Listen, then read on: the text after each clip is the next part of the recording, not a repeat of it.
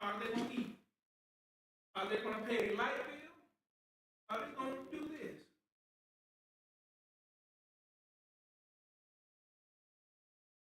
We as a church get off the beaten path, and looking at this, I'm going to read it again. Do not mistreat, do not take advantage of the widows or the fatherless. If you do, and they cry out to me, I will certainly hear their cry. And my anger will be aroused, and I will kill you with the sword. Your wives will become widows, and your children fatherless. We have a lot of fatherless children out there right now. We have a lot of mothers that have lost their husbands to senseless violence. But on the flip side of that, we've had, but because you see a lot of women now doing more than guys. You see a lot of women have kids have lost their mothers. So they're not only fatherless, they're motherless because of senseless violence. Sunday, I made a statement and asked, how many of us have ever just sat down and listened to our youth? And we sat down and listened. So not giving them, and I know some people said I listened, but I told them what to do afterwards. No. Because in your mind, to me, in your mind, you was already formulating what you was going to tell them. One of the things at management classes we took, we did an exercise to clear your mind. Don't formulate what you're going to say, because a lot of times when people talk to us, we're already trying to figure out what we're going to say in response. And because we're trying to figure out what we're going to say in response, we're not really listening to them. Right? All of us are. So the exercise was this right here. You take the last thing they said, and you derive your question right in there, your comment or question, based on the last thing they said, to continue the conversation. Not to answer, not to give judgment, not to try to fix the problem, but just to continue the conversation, to allow them opportunity to let their voice be heard. I seriously believe that our youth, let me do it this way, because I want to say the youth, but I want to say the new in the church, the youth, our elderly, have been crying out. And God has heard their cry. And because we as a church have answered their cry, He has put the sword on the church. Mm-hmm. Because remember, Israel, these his people that he's talking to. These his people that he's getting. These ain't the hoodlums, these ain't the thugs, these ain't the drug addicts. These his people. It's his people that he led from out of bondage. It's his people that he's talking to. Right? So he said, what I asked you to do, I'm going to put the sword on you.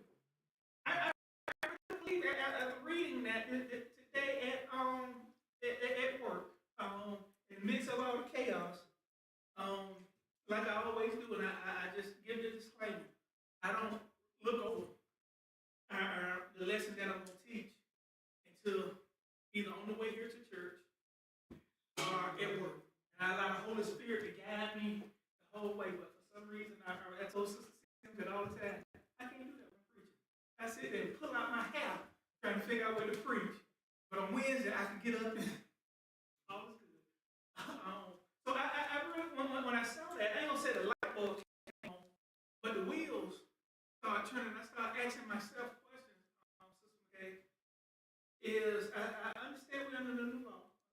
I understand that. But sometimes we always talk about the old man more. Is this one of the things that we're failing to do as a church? And I say youth because it says fatherless, but our elderly too. And we have some elderly folks in the church that we have pushed to the side. We have some youth that we have pushed to the side. And yes, we're trying to get, and I think that Sister Linda talked about this with the Masonic Order. Yes, we're trying to usher in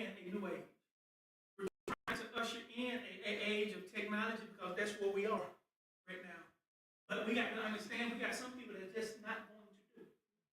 They're just not going to do it. Now, I'm not talking about the ones that got the smartphones and could do all of this other stuff, but when they come to church, I'm going to do nothing. I ain't talking about them.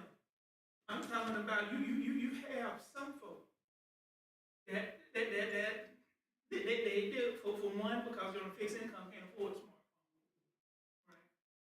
And not only that, if they got the smartphone, they're on a certain plan, so they can't do a lot of stuff. So we still got to make sure we reach out to them. That's why the class leader system is so important in the LB church, because the class leaders can go and talk to the ones that hadn't been there. And not exclusively the pastor, too. The pastor should be able to reach out to those, stop by their houses, or do something to let them know what's going on. You ain't got to do it for everybody, because a lot of people have communication, but there are some people that don't. And you got to be willing to make that sacrifice and do what you got to do to reach everybody. Point somebody to do everything. So when we look at this, people have been crying out in the church for far so long, crying out for help, crying out for spiritual guidance, crying out for understanding, crying out for nourishment, crying out for direction. And God has heard them cry, but the church ain't did nothing for them. And because we had did nothing for them, God is saying you more of a hindrance than a help. So I got to do something to get your attention. That's just my thought. Any comments right now? Anything anybody would like to add to that or say? I thought about that as well, as far as how verse 20, I will certainly hear their cry. It's like a lot of other kids, and I kind of like the kids at the school. Nobody's hearing their cries, so he's in a sense, well, like you were saying, like he hear their cries, and the people that are ignoring their cries, he's making them hear their cries. Like, oh, you had a choice to hear it.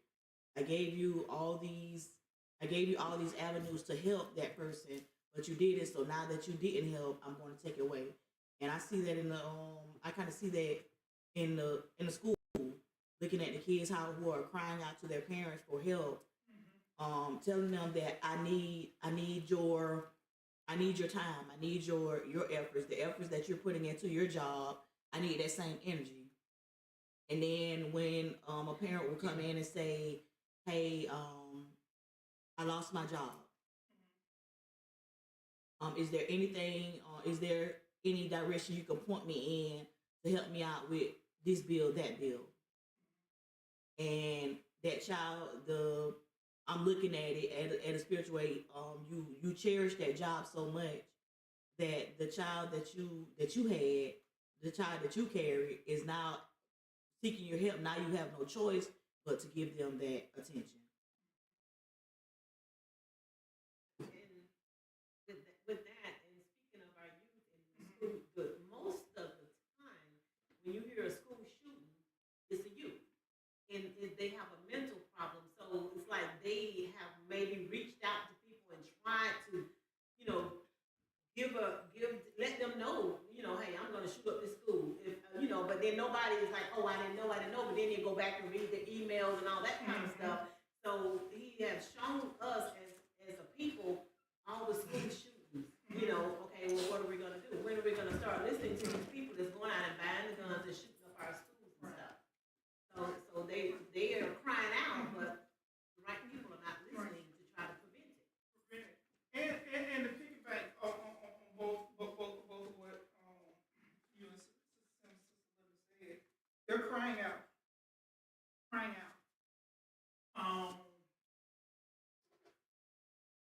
And the church is silent on a lot of the cries. Where does the church stand at? Well, the church, it should be no doubt what the church stands at. It stands on the Lord's side. It stands for what the doctrine and discipline says of whatever denomination it is, and the whole Bible. But it it doesn't a lot of times. You don't know what it's standing. But not only that, when we look at this, as it says for the words that it's saying, do not take advantage. Do not take advantage. We take advantage of people's fears. We take advantage of people's uncertainty. We take advantage of people's hurt. We take advantage of people's pain. What do you mean? Well, when I talk about fear, politics are ran on fear. Most politicians are trying to find out what you're fearing the most and use that against you. During the Hillary Clinton and Donald Trump election, Hillary's going to take your what? Take your gun. And all them folks that thought Hillary was going to take their gun voted for Trump. Realizing that Hillary cannot take your gun.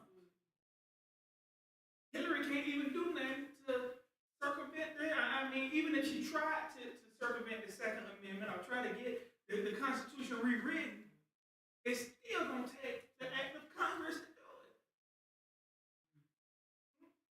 So they have that fear.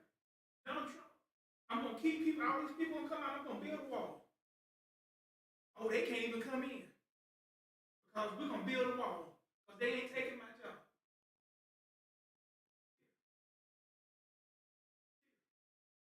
And we do that in the church because the Bible says, "I shall fear the Lord thy God." But that fear that we're talking about in the Bible is a humbling fear. I fear God for what He can do, good and bad. So I respect Him for His power. I respect Him for His authority. And I don't have to live in fear of Him because I'm doing what I'm supposed to do. But we have people that takes advantage because of fear. Even in the church, we have folks on the flip side because the church is weak, because the church is hurt, because the church is in need. You have people taking advantage of a church. Mm-hmm. I paid my money. But now you got to do what I asked you to do. You know, I'm the biggest contributor in this church. If I leave, my whole family leaving, then what the church gonna do? You ain't gonna be able to keep the lights on. You ain't gonna be able to do this. You ain't gonna be able to do that. Right? The church is in a fatherless state because, and the reason why I say that because the church ain't got enough sense to realize that even if they leave, I know who I serve. It might hinder us. It might hurt us. We might have to change our times because we got to be here when the light, when the sun outside. But guess what? That's fine. Because that person is going to come back to a church one day or another. And they're going to be probably rolled in. And the family members are probably going to bring them back to the church they left. So we see this and taken advantage of, and not only that, we've seen the cries of people, even with the fatherless children and all of that. We see children being taken advantage of when it comes to health care, when it comes to WIC, when it comes to Social Security, when it comes to all of that, we see them being taken advantage of by politicians. And not only that, watch this. We see the youth get taken advantage of every time taxes come around. Mm-hmm. Yep. We see it with child support. We see the youth getting taken advantage of. We see the elderly get taken advantage of. We see the church getting taken advantage of. And all of them are crying out. All of them are crying out. We're seeing right now, I sit there and look at a lot of stuff. You're seeing a lot of men getting taken advantage of because a lot of the ladies now that are growing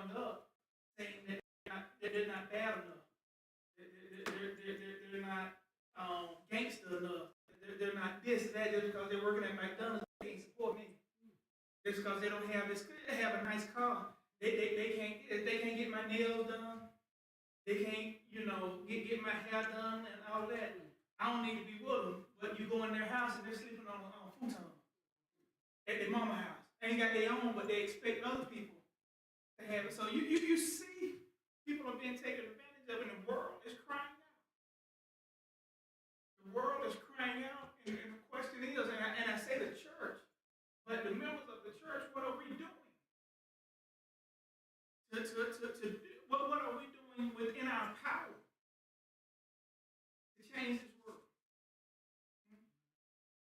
And the one thing that I know we can do, that we hardly ever do, is pray and fast. Because some things can't be changed but through prayer and fasting. And because I don't know what I need to do, Lord, I don't know the battle that you have for me to fight. I don't know what direction I need to go in. So now I need to go to the Lord in prayer first to find out the direction I need to go in. I need to pray and ask the Lord the vision that he has for the church. Because I can't do it by myself. And I want to make sure that I'm going in the direction that he's taking me in, because I don't want to be going this way and the Lord is going up that way. And I surely don't want to be going in the same direction, but the Lord is still in McChapel and I'm in the stop sign.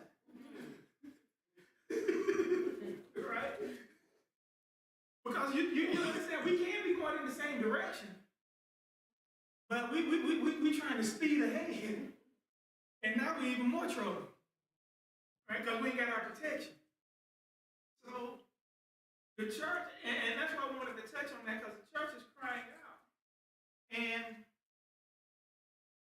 people are crying out, and those that know the Lord, what are we doing to help wipe the tears off the faces of the world because it's crying? And one thing that I know, because I don't have the answer, somebody said, well, what can we do? We vote.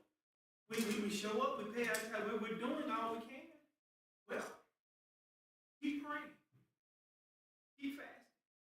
How many times we fast personally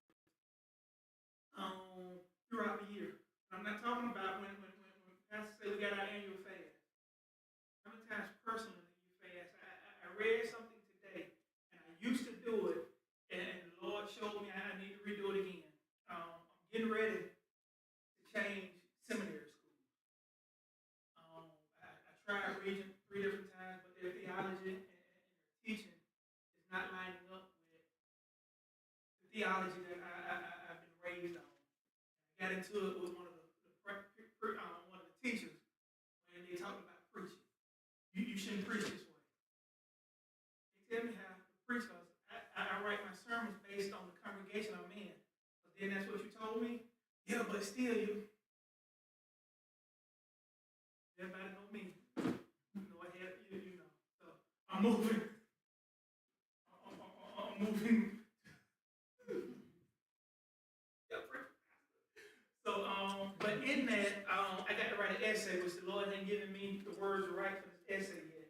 And I've been struggling with this essay for 2 weeks now. But I went and started looking at the new doctrine and discipline that came out. And one of the things, that's what it said pastors should do on a regular basis, and every congregation do, what pastors should do. And it asks the question, are you fasting and praying on not a day, but on a weekly basis? You can ask Sister Linda, what was one of the things I always did before the week, that Saturday before I preached. No, She used to get mad at me. I used to fast for 24 hours. I used to eat or do anything that whole Saturday until I got in the pulpit and I took that first drink. Then I switched it and started doing it on Wednesday, and fasted that whole Wednesday. So the discipline reminded me. The Holy Spirit guided me to the discipline to remind me that some things I need to start back doing, because that's the only way I can make change. That's the only way I can make sure I'm in line with the Lord, showing the Lord I'm willing to make a sacrifice, because I know the church is crying out. I know people are crying out, and I may be too busy to hear their cry. So I want to make sure that spiritual earwax is removed from my ears and the spiritual matter is removed from my eyes, so I can hear so the question is, if the church is crying, if the world is crying, what can we do? We need to take a personal fast, not the church is fasting, but every now and then. You need to have a day fast. Once a week, if you can, have a day fast and pray. And it ain't got to be a whole day. It could be, I'm going to take my medicine in the morning. I'm going to drink the water, whatever I got to do, eat something, and I'm going to fast and pray from 8 that morning to 2, 3 o'clock that afternoon. I'm just going to be in constant fast and pray. Even if I'm at work, I can fast and pray. I still can not read. I can get off Facebook. I can get off of this stuff and concentrate because there's some change. There's some things that need to change, and the only way that we can change it is if we're walking hand in hand with the Lord. But also, the other reason why I wanted to walk through this, and anything else from anybody as we walk through this? The other thing this thing said, and we covered that in verse 24, my anger will be aroused, and I will kill you with the sword, your wives will become widows, and your fatherless. And I love the way the Lord does stuff. He told them earlier, don't take advantage of these people. But if you do, I'm going to put you in the same situation they bring. Because remember I told you not to treat nobody differently. Earlier, I told you not to treat foreigners different and all of that. Don't treat these people that don't look like you, that don't have the same thing as you, differently. But since you're going to do it, what I'm going to do is, I'm going to put you in the same situation. You know, a lot of us call that karma. That ain't karma, that's just God. Right? We call it karma. You know, that's just God. That's just God allowing you to either bless you or allow you to let your heart stay hard. So we got to realize that, something that what goes around comes around. It's just God. But watch what it says right here. And this other thing I want to cover, because I think this all of us right here. Verse 25. If you lend money to one of my people among you who is needy, do not treat it like a business deal and charge no interest. If you take your neighbor's cloak as a pledge, return it by sunset, because the cloak is the only covering your neighbor has. What else can they sleep in? When they cry out to me, I will hear, for I am compassionate. Do not blaspheme God or curse the ruler of your people. All right, so let me go back to him. Let's tackle these. Let me try to tackle these quick. And I'm going to do it this way. With this, if you lend money to one of my people among you who is needy, treat a business deal. Benevolent offering. What is it for? Benevolence. It's to help. It's to help, well, not to help the church. It's to help the people of the church. Now, it doesn't say that you have to lend to everybody, right? But it says if you lend, don't treat it like a business deal. Don't treat it like a business. And I'm not saying nothing bad about any churches. Lord knows I'm not, because I know some churches that will lend the money and tell them, no, I'm going to lend the money if you come to volunteer. Only way I'm going to lend the money if you show up to 2 services. Only way I'm going to do this if you got to do this for the church. Isn't that kind of like a business? Right? Now, I'm not saying, Because you remember we said we were going to have, well, we weren't going to lend some, they had to fill out some information and all of that, because we wanted to get some information to make sure we know who they are. But you got some people will lend, some churches don't want to lend because that money is for the church.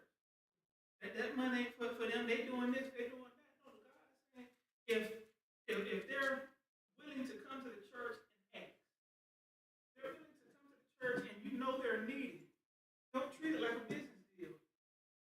Because here you got to take collateral, right? But watch what he said right here. Even if you take it, if they give you their coat, they give you the clothes on their back, you know they're needy. If they're willing to give you the clothes on their back, the thing they have to sleep on, the thing that they have to keep them warm, because remember during this time, it ain't no central heat or air. Remember this time, it ain't no roof. It ain't no doing, they sleeping on ground, you know, so that clothes, that sheep's wool or whatever it is, that's the only thing they got to keep warm, that's the only thing they got to sleep on. And if they are willing to say, look, I am in need, all I have is this, and you can keep this until I'm able to pay you back. If they're willing to do that, don't you should be willing enough to say, okay, and thank you, but I'll lend you the money. Here you go. Pay me back when you can. I remember my granddad always told me, don't lend nothing that you ain't willing to give away.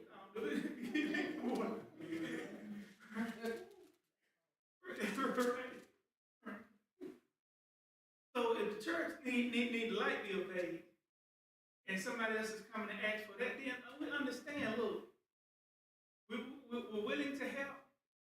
Maybe we could put you on payroll for a couple of weeks to help, but right now the church doesn't have it. The church has obligations that we need to do to keep right.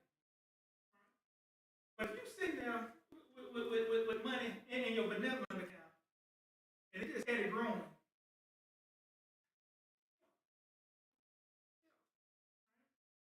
Because once again, guess what?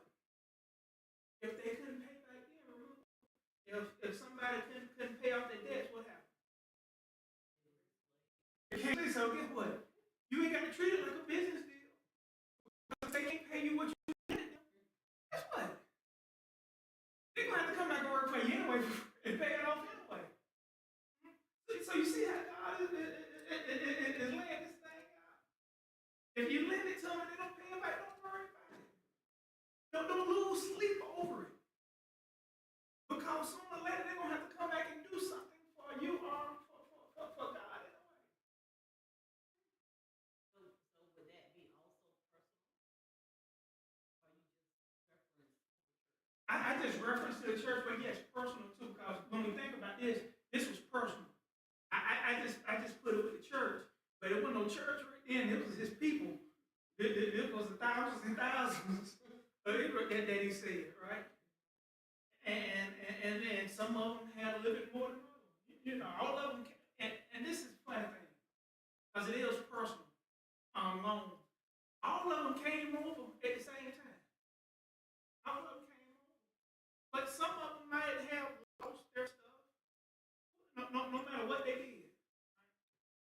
No matter how they lost it, bad choices, bad decisions, they lost it.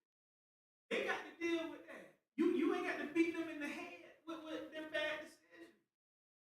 They made them. They got to live with it. So why are you beating them over the head for what they've done wrong?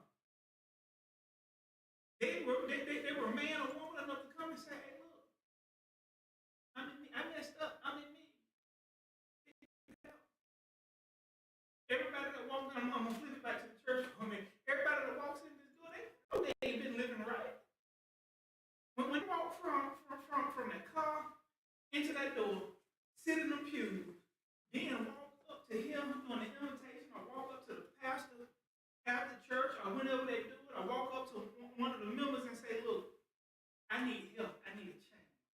They know they ain't been living right. You ain't got to point out that, you know, you won't be in this situation if you want to let that man move in. They know they wouldn't be in that situation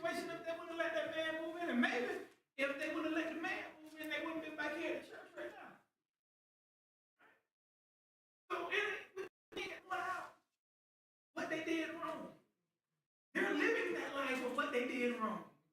And the only difference between you and them is you've been in church a little longer, and you might be going back to the same situation that they're in. But you ain't letting nobody know. And the community has let them, you know, so we got to get to the point where people are crying out. People are hurting. People are in need. And the question is, what are we doing to help their needs? And sometimes when people come and lend, and it's not saying this, but when people come and ask for money, whether it's personal, whether it's even church, home, or whatever, sometimes you need to take a step back and say, look, I want to give it to you, but let me pray about it first. Let me pray. Maybe there's some prayer needs. I'm preaching to myself now. Let me pray about it. Let me pray about it first. And watch this. If it's something that's really needed, right, and they know they ain't lying to you about what they need it for, and you say, let me pray about it, most times they'll come and say, okay, let me know. And hopefully they'll go in prayer too.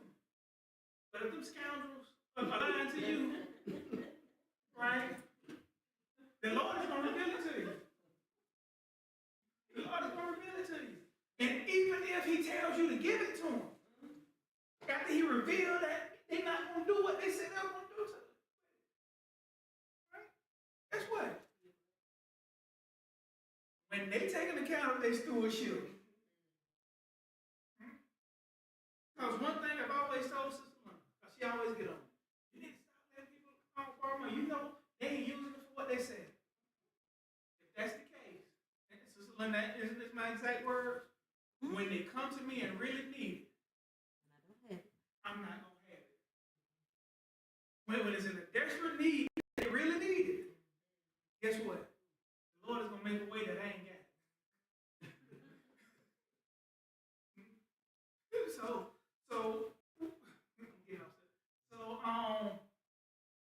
when people come asking, when people come, do what thus says the Lord. Ask the Lord for guidance. Ask the Lord for what we should do.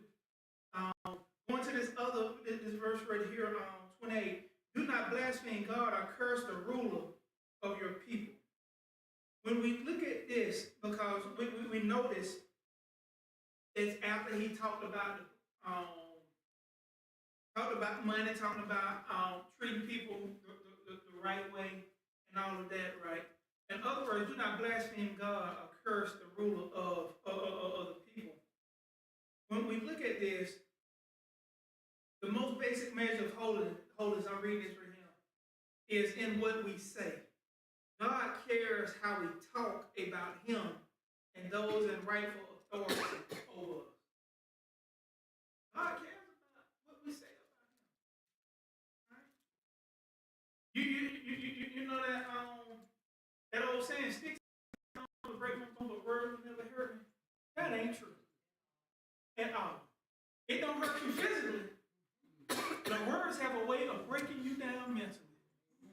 Words have a way of breaking you down through the years that you cannot recover from. The power of life and death is in the tongue. Words have a way. There are people in cemeteries now because of words. That was thrown. It wasn't because of bottle that was thrown.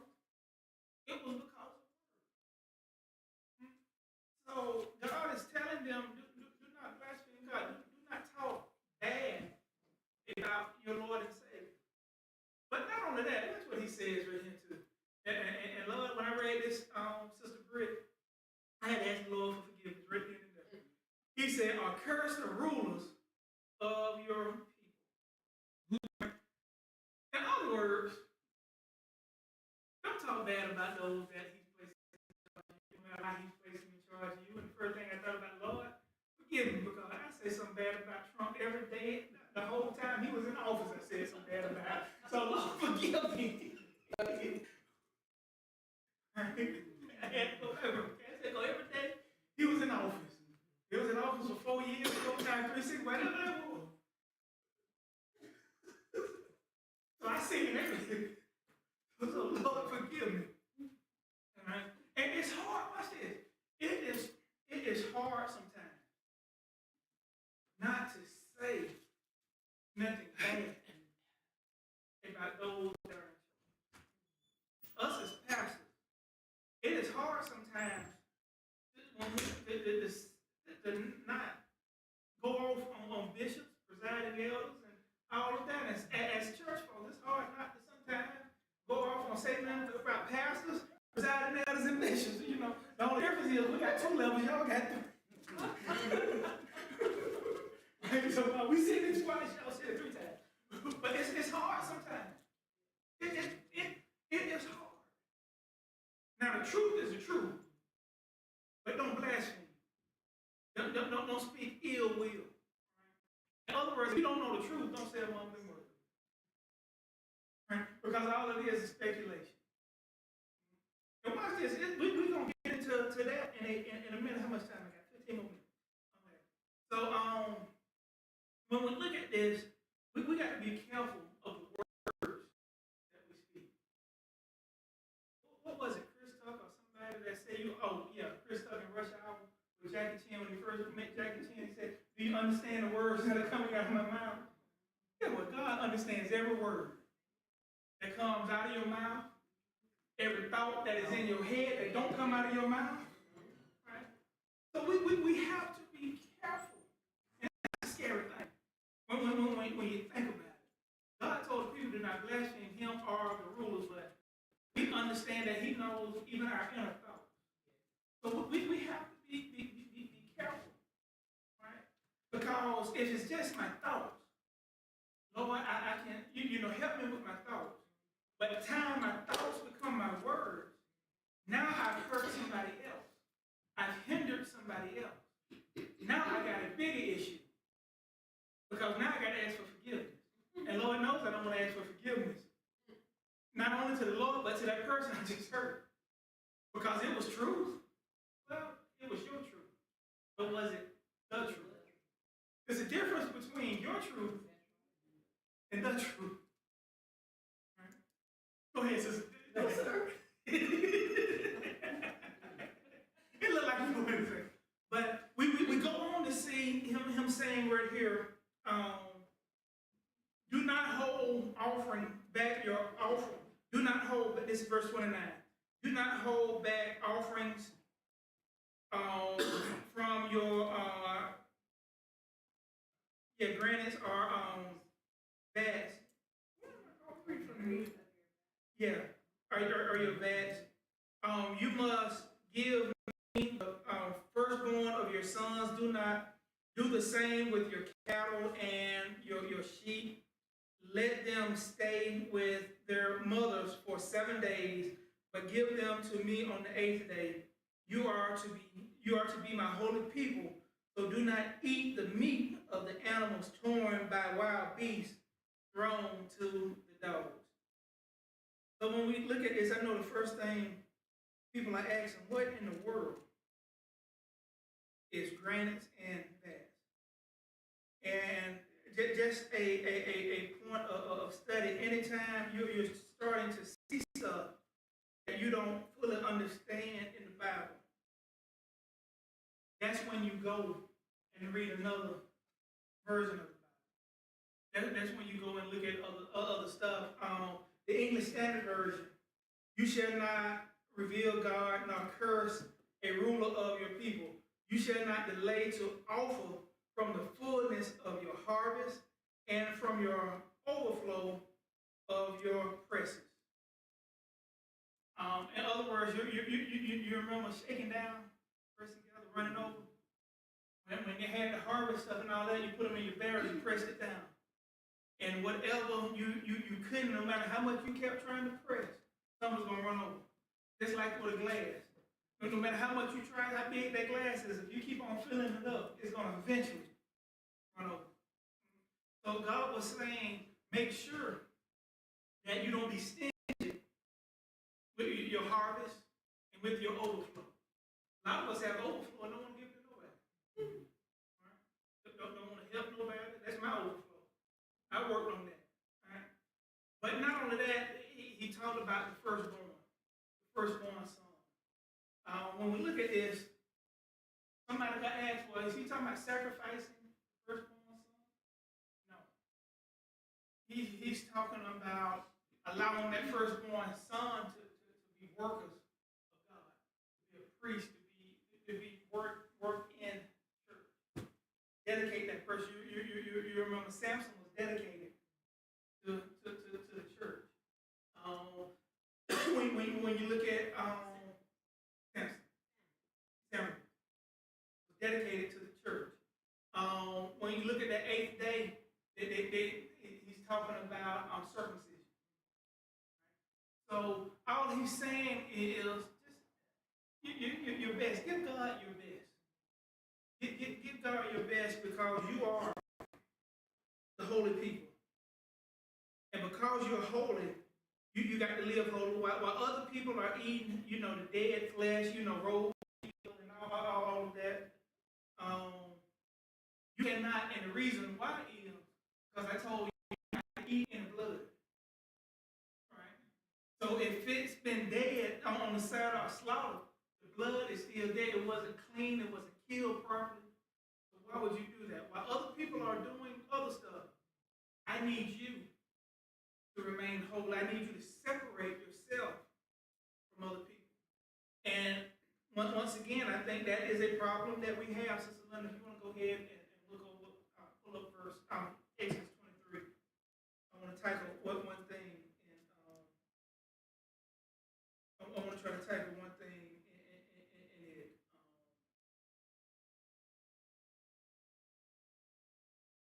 Specific verse or? Well, I'm starting with verse 1. Okay. So we have to separate ourselves from the world. We said this before. A lot of times now, you can't recognize the sinner from the saint. You can't recognize the preacher from the drunk. You can't recognize church folk from those that don't go to church. You can't recognize the atheist from the Christian. You can't. And there should be some distinguishing features about the children of God. And he's telling his people right here, you got to separate yourself. You got to do some things that to separate yourself from. But remember, we talked about that verse, do not take advantage of widows or the fatherless. If you do, there will cry out. If you lend money to one of my people among you in needing, but also that blaspheming, do not blaspheme God or to talk ill of people. Well, he took it a step further when we get to chapter 23. And in chapter 23, he's dealing with the laws of justice and mercy. So the first thing he says right here to him, do not spread, do not help a guilty person by being a malicious witness. Do not follow the crowd in doing wrong. When you give testimony in a lawsuit, do not pervert justice by siding with the crowd. And 3, and do not show favoritism to a poor person in a lawsuit. So we kind of switch now, right? And notice he started to talk about lawsuits. Well, I didn't say you can't sue people. But in that lawsuit, if you're finna be a witness, be credible. Be truthful. But I want to go back to verse 1. Do not spread false reports. Do not spread, in other words, don't gossip. Right? Because that's how false reports are, just gossip. Right? And a lot of the time, let me show you how easy it is to spread false reports. Columbine shooting, Parkland shooting, George Floyd, any of that stuff, false reports was being spread. And a lot of it was by us, and we didn't have all the facts. All right? We were going by what somebody else said. Sister Dan, you heard what happened? No,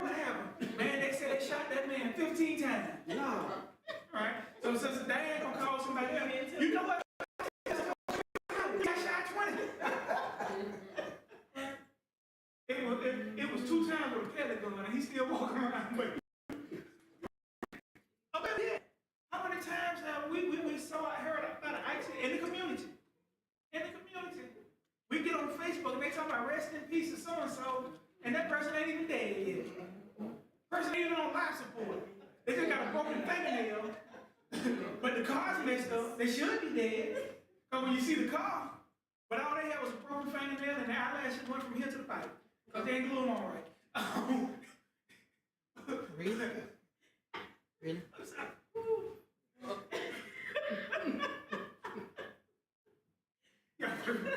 But that's how easy. I'm trying to get through this. That's how easy it is to spread false reports. And I'm gonna ask Sister Lourdes, and it may not be none, but I don't know. Imagine how many times Van Funeral Home got a call about somebody, do they have a body, and the person is still at the hospital in intensive care, and they don't put them at Van Funeral Home, and the funeral next Saturday, and they still. So that's how easy it is to spread false reports, right? But it also says this, right? Do not help a guilty person by being a malicious witness. Watch this. Our papers are known for helping the guilty by being malicious witnesses. What are you saying? Because they always put what? The victim on trial. They always put the victim on trial. Things from their past. Things from their past. So we got to be careful in the court of public opinion, right? And the self-appointed people court. Not only spread false reports, but not only folks that are spreading the rumors, help them make it look like they're innocent and right. Mm-hmm. And the thing is, we see it a lot in the church. We see it in meetings. We see it on the Episcopal meetings. We see it in other meetings and all of that. That somebody's out of line. And I do it this way. Even in the Masonic order, you have stuff where people that are in charge are wrong. They're not following the doctrine and discipline. They're not following Robert rules of order. But because they're in charge, they think they could do it this way. And here comes somebody else standing up, saying how right they are. Return for agreeing with them. So we got to be careful. It happens that I believe once again that is why our churches are falling apart. And we have some issues, some lawsuits that are going on in the church right now, the AME Church. And if I know justice is going to prevail, but those that are standing up for the wrong is going to be a problem. And there's going to be some high-ranking officials that's in the church that's standing up on the side of wrong and doing exactly what this verse is telling them not to do. That's going to follow. But it also says right here, do not follow the crowd. Well, that's another problem right there. When you give testimony in a lawsuit, go back now. When you give testimony in a lawsuit, do not pervert justice by siding with those that are go down with the crowd, right? We have a lot of folks, right? That just follow.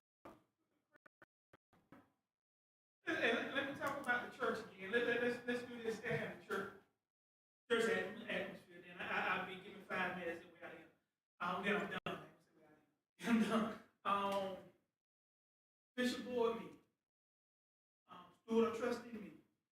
We can even go down to choir meeting, any meeting in the church. When somebody felt like they've been wrong, right? They're going to call some other people. You need to show up to church tonight. Why do I need to show up to church? We got to vote on this thing and I need somebody on my side. Well, what happened? Well, let me tell you what they did to me. Once again, there's their truth and there's the truth. and we get all riled up, and we march, we march right on down to the church, and all of us wrong as two left feet, two left shoes.